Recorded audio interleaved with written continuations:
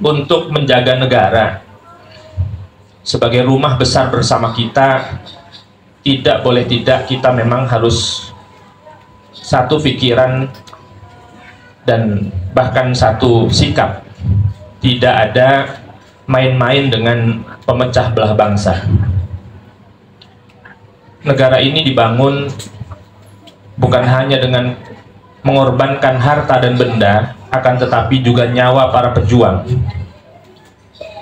Termasuk di dalamnya, sebagaimana yang sudah dijelaskan tadi, saya dengar sekilas, diawali oleh para pejuang muslim kita yang sangat terkenal dengan Al-Aulia At-Tis'ah atau wali-wali songo, yang pada akhir-akhir ini jasa-jasa mereka banyak dilupakan, terutama oleh orang-orang yang sebetulnya baru belajar agama tetapi memiliki semangat agama terlalu tinggi, namun tidak dibarengi kecerdasan untuk memahami substansi ajaran agama. Seolah-olah agama itu hanya teriak-teriak takbir di jalanan, di demo-demo dan sebagainya. Mulai persoalan-persoalan yang sebetulnya juga tidak sangat penting untuk memperbaiki nasib kita masing-masing, memperbaiki nasib bangsa menjadi lebih baik. Malah lama-lama banyak yang menyoal bukan memperbaiki nasib tetapi memperbaiki nasab. Itu semua tidak begitu penting untuk kita persoalkan. Yang paling penting adalah perbaikan nasab dan perbaikan nasib. Nasab itu sebagaimana urusan duniawi yang lain seperti harta, pangkat, jabatan, garis keturunan atau nasab, banyaknya pengikut, itu semua urusan duniawi yang kita memahaminya sebagai sebuah anugerah Allah Subhanahu wa Ta'ala, dan tidak diperkenankan untuk karena nasabnya merasa dianggap nasab yang baik lalu kemudian meremehkan orang lain. Tidak patut bagi para pendatang kaum muhajirin untuk mendiskriminasi, merendahkan, menghina kaum Ansor yang menolong. Harusnya bersaudara. Ya, kita juga tidak enak terus-menerus mendapatkan celaan-celaan, direndahkan, ya. Kita ingat cucu Kiai Haji Hasyim Asy'ari, yaitu Kiai Haji Abdurrahman Wahid, disebut oleh seseorang yang mengaku nasabnya sangat hebat, dengan negara dipimpin oleh orang yang buta mata dan buta hati. Kita diam-diam saja. Diam-diam kita itu bukan diam-diam tidak berani, ya, tetapi kalau penghinaan terus-menerus dipelihara, maka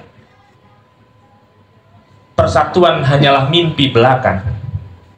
Oleh karena itu, organisasi semacam ini dibentuk harus untuk memperbaiki keadaan. Organisasi ini dibentuk dengan pengurus-pengurus yang lengkap, betul-betul untuk tujuan yang benar yang harus kita capai secara bersama-sama. Kun kal yadain walatakun kal udhunain. Jadilah kamu sebagaimana dua belah tangan yang saling bekerja sama. Kalau tangan kiri ingin memakai jam, maka tangan kananlah yang menolongnya. Kalau tangan kanan gatal, maka tangan kiri yang menggaruknya. Walatakun kal udhunain. Jangan kamu di dalam kehidupan ini seperti dua buah telinga yang hidup bersama, kiri kanan di kepala yang sama, akan tetapi tidak pernah ada silaturahmi antara telinga kanan dengan telinga kiri. Kalau telinga kiri kejepit pintu, tidak pernah ada, ya, tidak ada pernah telinga kanan bertanya tentang rasanya, tidak ikut bersedih. Kalau telinga kanan bergembira, telinga kiri juga tidak pernah merasakan kegembiraan.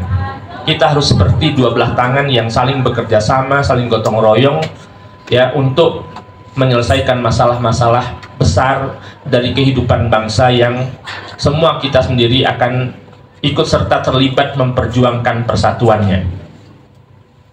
Oleh karena itu, organisasi semacam ini dibentuk bukan untuk menimbulkan masalah baru.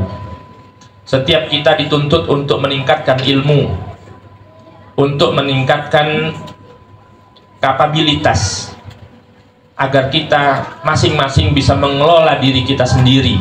Setelah kita mampu mengelola diri kita sendiri, kita akan sanggup bekerja sama dengan orang lain dalam organisasi apapun. Untuk apa kita harus mampu bekerja sama dan sama-sama bekerja? Untuk menyelesaikan masalah-masalah yang setiap saat datang silih berganti.